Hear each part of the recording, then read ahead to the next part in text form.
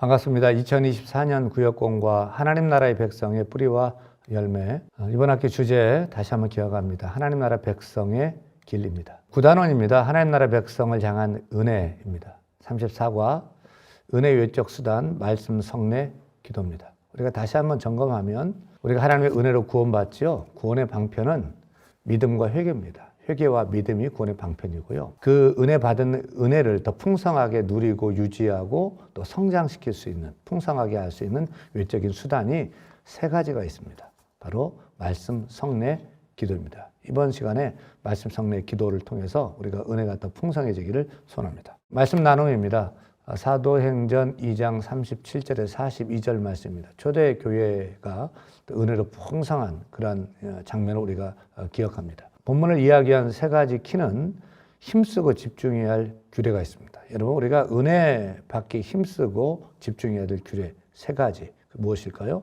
다시 한번 말씀, 성례, 기도입니다. 이것은 수단이다라는 말은 이것 외에는 아니라는 거죠. 이것을 통해서만 온다는 것입니다. 하나님 우리에게 은혜 주신 수단은 세 가지밖에 없습니다. 말씀, 성례, 성례는 세례와 성찬입니다. 기도.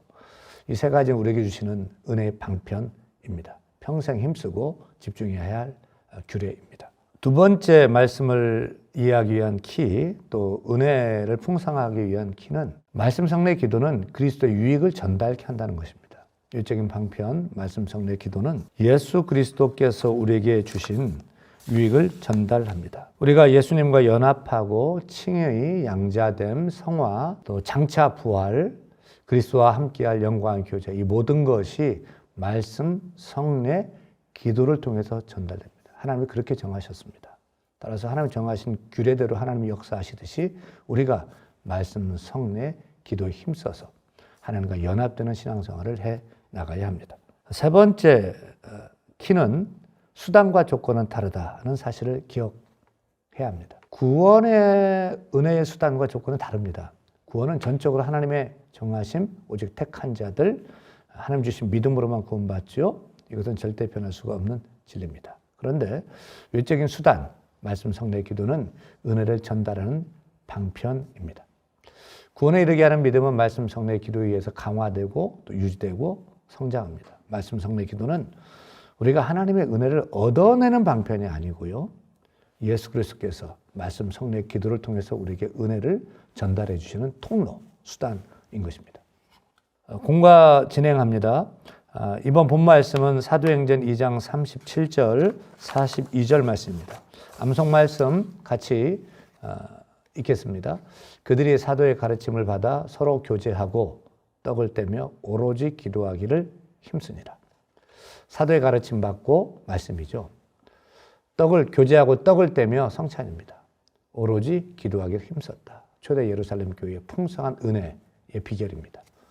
요점입니다. 하나님 나라의 백성은 말씀, 성례, 기도를 통해서 은혜 받는다.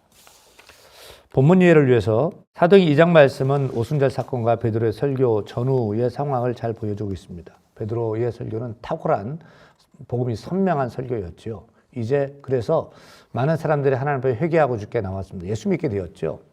이제 구원받은 크리스찬들이 이제 어떻게 살아야 할까? 그 은혜를 보존하고 유지해야 되겠죠.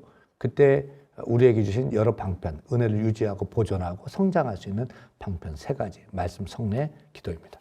말씀 속으로 들어갑니다. 첫째, 하나님이 주신 은혜의 방편 중 첫 번째 무엇입니까?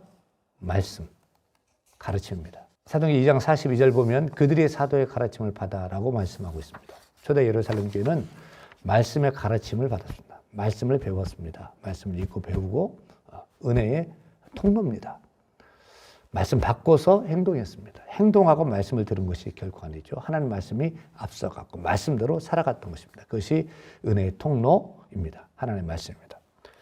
두 번째, 하나님 주신 은혜의 방편은 무엇입니까? 성례, 세례와 성찬입니다. 성례는 세례와 성찬으로 두 가지로 구성되어 있습니다. 말씀을 듣고 난 후에 예수 믿게 되면 세례받죠. 세례받습니다. 그리고 성찬을 통해서 서로 떡을 떼며 그리스도 안에 성도의 교제를 할 때 성령께서 임재하시고 은혜가 부어지게 됩니다. 세 번째 은혜의 방편은 기도입니다. 베드로의 설교를 듣고 회개한 사람들은 오직 기도에 힘썼습니다. 예수님도 기도에 힘썼죠. 기도를 알려주셨고요. 여러분, 은혜가 풍성해지기 위해서는 하나님 앞에 기도해야 됩니다. 기도할 때 하나님께 은혜를 부어주시는 것입니다. 따라서 우리는 기도 시간을 확보해야 됩니다. 기도 응답을 확신해야 됩니다. 그리고 기도 범위를 확대해 가면서 나아갈 때 풍성한 하나님의 은혜가 넘치게 될 줄로 믿습니다. 다시 한번 정리합니다. 말씀, 성례, 기도가 하나님이 주신 은혜의 방편입니다. 이것을 붙들고 살면서 풍성한 은혜의 삶을 살아야 할 것입니다. 묵상 얘기입니다.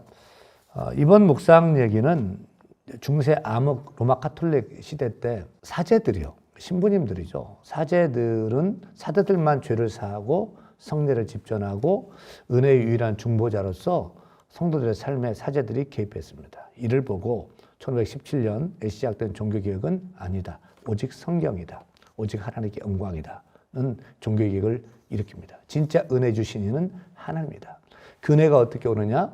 말씀으로, 성례로, 기도로 온다라고 종교개혁자들은 우리에게 말씀을 통해서 말씀하고 있습니다. 지금도 마찬가지입니다. 여러분, 말씀, 성례, 기도가 하나님의 은혜가 오는 통로인 것을 기억하시기를 바랍니다. 마무리합니다. 말씀, 성례, 기도에 어떤 자세로 임하는지 나눠보십시다. 은혜 방편임을 배웠죠. 은혜가 들어오는 통로임을 기억하고 말씀, 성례, 기도에 어떤 자세? 하나님께 더 험불한 낮은 자세로, 또 하나님을 높이는 자세로 성경을 읽고 성찬에 참여하고 기도에 힘쓰는 여러분 되기를 바랍니다.